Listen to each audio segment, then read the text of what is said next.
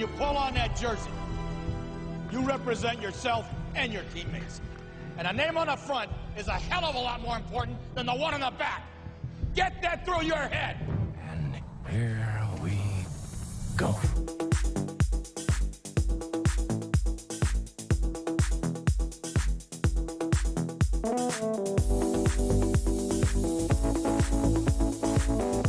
And it is no good. He missed it. Are you kidding me? The season can't end like that.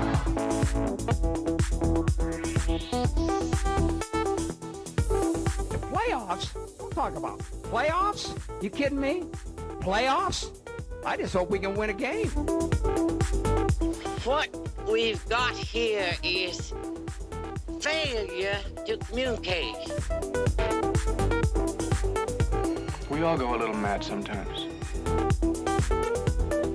Some goofball in a hat and a red shirt. Now he takes off the shirt. He's running down the middle by the 50. He's at the 30. He's bare-chested and banging his chest. Now he runs the opposite way. He runs to the 50. He runs to the 40. The guy is drunk, but there he goes. The 20. They're chasing him. They're not going to get him. Waving his arms, bare-chested. Somebody stop that man.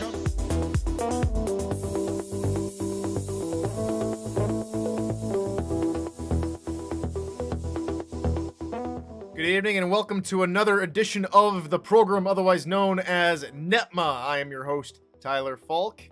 We'll get to North Division here in just a little bit, but there you go. I'm Tyler Falk. Glad to have you here on a Thursday evening edition of the program, and we're glad to have you here. A couple of things before we get started with the recap, and it's why we talk, right? And yesterday, said a couple of things, and with not having the full story.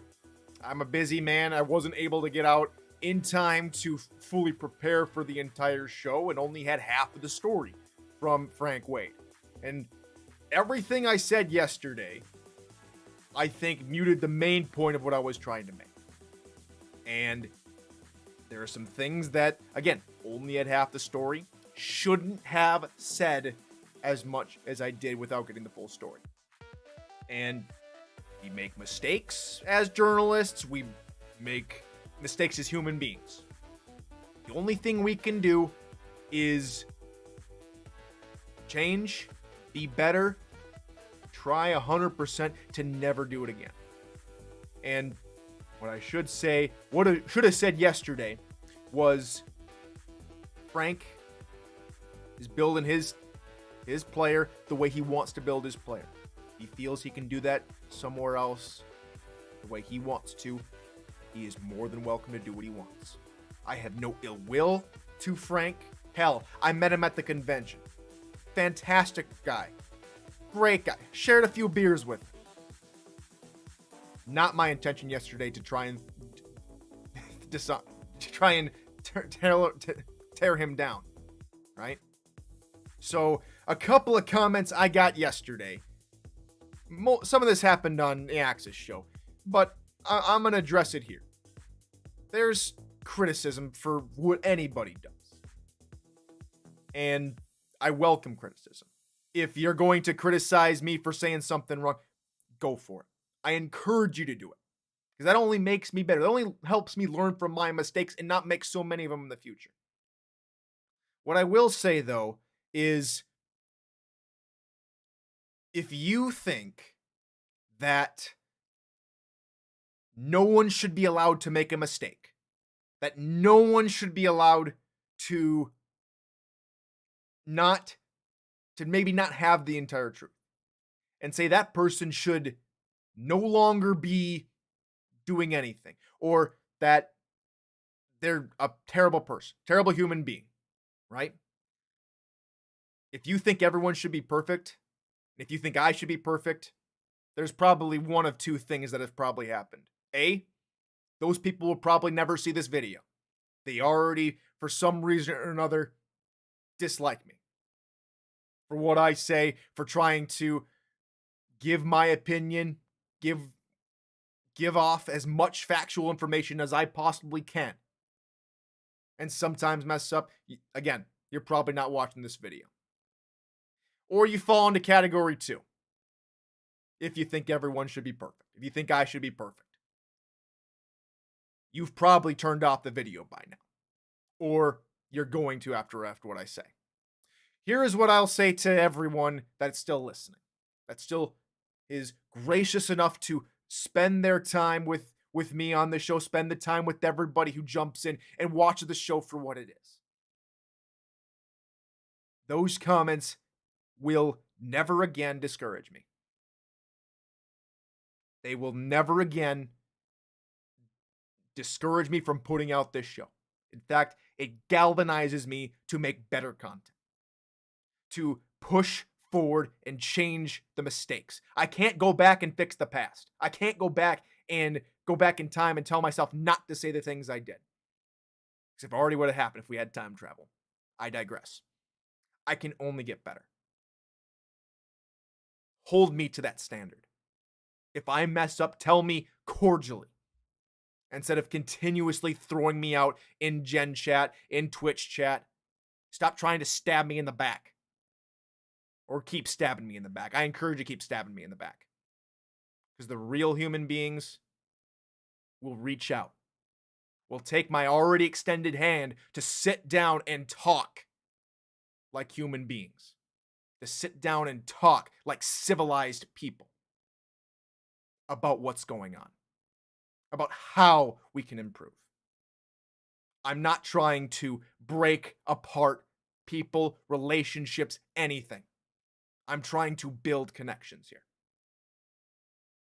So, keep stabbing me in the back, or take my hand and shake it, so that we can move on from this and stop being petty.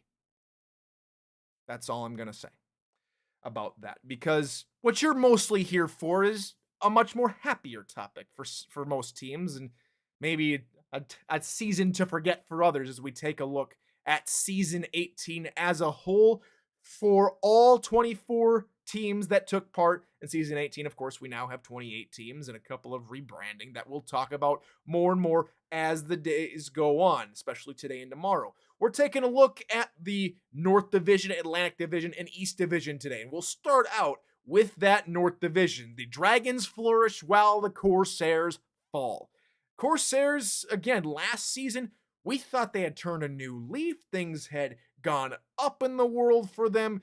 And then the second half of the season decided to carry over into the entirety of this season 18 for the Corsairs. And it just fell apart. They never really got going. They never really took that step we all saw them take in season 17 and build upon it. Now, as we all know, things have changed drastically over there. 13 players at least leaving the organization for one reason or the other.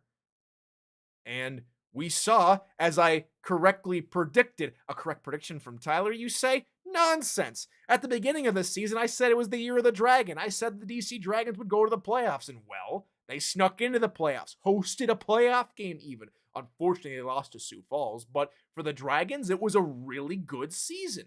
I would mark it as an excellent return to form since the initial inception of the DC Dragons. And it looked like they were going to go toe-to-toe with Baltimore the entire season, but it started to fall away at that second half. The Knights, the London Knights, had themselves a really good season, making it all the way to the quarterfinals, unfortunately losing to not only their division champs, but the overall season 18 champion Baltimore Vultures. And we've talked enough about Baltimore, how they looked like they were human in the second half of this season, but we all knew Baltimore at the end of the day was going to do what they do. They do what they do. London, though, losing Chad Rowland in a GM spot going into season 19, it'll be interesting to see who they replace him with and try and carry on the Knights' fortitude. As far as where these teams are going, Queen City and London will stick around in the North Division. They welcome the newly announced Motor City V8s. And we've already seen in Gen Chat multiple could have had a V8 jokes populate. And I'm all for it. I'm all for a little banter. It's all in good fun. And you're correct there. Again, Eddie, GM and coach of Lone Star. So very interesting to see who they change. Chad going on today, as we've been talking here this afternoon. Chad announcing a few different additions. Colin Pierce is coming back into the league as I believe that was defensive coordinator, if I saw that correctly. Checking in team content. No, offensive coordinator. I apologize. So that definitely means the rumor provided by SFL in the know that Colin Pierce is coming back and as a quarterback is probably more than likely true. We'll probably see Colin Pierce under center for the Indianapolis Ramblers. Back to London and Queen City. They stick around the north with the name escapes me.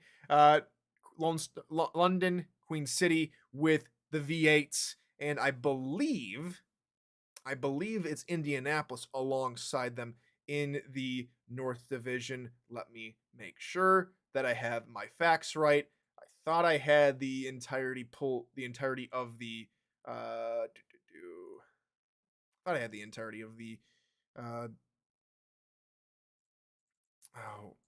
entirety of the new divisions already on my desktop, but I don't. Yes, it is the Canton Classics, not Indianapolis Ramblers, that join them in the north. So Queen City, Queen City, London, Canton, and Motor City, all in that new North Division. Okay, that's what we've got here. Okay, and as far as where the Dragons and Vultures go, well, they head down the coastline to the Atlantic Division. And speaking of the Atlantic Division, the Predators prevail. The Preds make the most unlikely, the once in a, you have to be almost lucky probability of them winning the division at the end of the season possible. The Charleston Predators are not only the division champs for season 18, but they will go and stay in the Atlantic Division as defending champs in that division as they welcome in Baltimore and DC. Be very interesting to see what kind of matchups come between Baltimore and Charleston. Does Charleston give Baltimore a whole new flavor we haven't seen before of style of play that maybe throws them off once or twice? To maybe shake things up a little bit, maybe knock Baltimore down a peg. But the Predators pull through. They pulled through. They did it. They took the division and they got farther than any other team in their division this past season. Jacksonville, Florida, a 12 seed for the first time in, well, I think ever in SFL playoffs. I think it's the lowest seed they've ever been. It was very, very weird to not only see them maybe not be as prolific, but for them to make as many mistakes as they did. Time will only tell whether or not they fix those for season 19. Knowing that organization, I have no question they will fix it. Jacksonville, I had predicted they go 1-11. Maybe that's the new 2-10 curse. But Jacksonville go all the way, and they make the playoffs as well. And, make me eat my own words about them maybe struggling again this season as they struggled in season 17. So as Jacksonville and Florida leave the division, we have only one team left standing, and that's Carolina. And Carolina is going to be hard pressed to say we're in yet another tough division. You put us up against DC and Baltimore, along with our rivals in Charleston, South Carolina. You gotta be kidding me. The hits don't stop coming for the Skyhawks. It'll be very interesting to see how they planned for season 19, maybe who they bring in free agency, who they fill the gaps with, what kind of tricks, what innovations they'll bring. Because right now, they're in a group of death. They're in a group of death. They're gonna be hard pressed if they don't change things for season 19. They're gonna be hard pressed to find more than maybe 5 wins. That's again without seeing their schedule, but knowing the division they will be in, they've got a lot of work to do. So we know Jacksonville and Florida will make up the new SEC or the East Division, and let's talk about that division finally. A Tulsa Renaissance. The Tulsa Desperados come out of nowhere and make the playoffs. They win the draft. They do a really good job of game planning with the people they have, surprising multiple teams in the process by taking down the likes of Louisiana early to get their first victory. They take down Denver, who was finding their feet. They take down eventual division winners Charleston, and then they double it up at the end of the season to clinch a playoff spot by taking down the Revs again, and then dismantling Atlanta. A very strong showing for Tulsa. They not only win their first playoff game, they play Vancouver and take it to the Legion in a very spirited performance. Tulsa, I think, is in an excellent position as they go into the new Central Division, along with the now known as Motor City. No, that's North. As they go into the division with Sioux Falls, in Indianapolis, and Minnesota. Be a very, very interesting. I think Tulsa in that division is fighting out with Sioux Falls. Sioux Falls doesn't change around too much. I think we might see. I think all four teams in that new Central Division could easily take the title. That's without seeing any rosters. That's without seeing any. That's without seeing any schedules. So that only time will tell. Let's take a look at the eventual division winners in Louisiana. They left it to the last minute, did they? A couple of head-scratching losses to close out the season, but the Revs eventually get it done. They go all the way to the semifinals and put up quite a stinker, it has to be said, versus Baltimore. But for the Revs, a really good season. Some things to do in the offseason as they look to replace a few players that have left the organization. St. Louis and Atlanta, little bit disappointing this season. As we know, a bunch of folks leaving the organization. Motor City is going to have to find a new quarterback. They're going to have to find a couple of wide receivers, a new running back, a talented safety. There's a lot of things to do in Motor City as Detroit, as St. Louis, now known as Motor City, start to establish their new regime. And for Atlanta, very, very weird. Maybe it was this season I should have predicted them to maybe finish below 500. I did not think Atlanta was going to fall this hard. I don't think anyone thought Atlanta was going to fall this hard this season. Now as things change, as things get going for Atlanta in season 19, the only thing they have to worry about now is a division, maybe not just having to worry about Tulsa and Louisiana and St. Louis, now known as Motor City, of course, but now it's a jam-packed, tight division.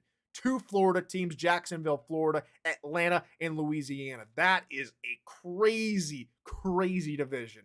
I don't think there's a weak team in that division. It's going to be crazy. I think with the new divisions, each and every division is going to be tight. I think we will probably not see a whole lot of sub-3 losses. And if we do see some sub-3 losses, I think I'll be quite surprised. At this point, do not expect a 2-10 from me next season. Maybe 1, but we'll see. We'll cross that bridge when we come to it. But that is going to do it for this first half of the season 18 recap. We talked North, Atlantic, and East. Tomorrow we talk West, South, and Pacific Division. So hopefully we'll see you tomorrow on Friday's edition, the final edition of the program for a week. And until then, ladies and gentlemen, good morning, good afternoon, and good night.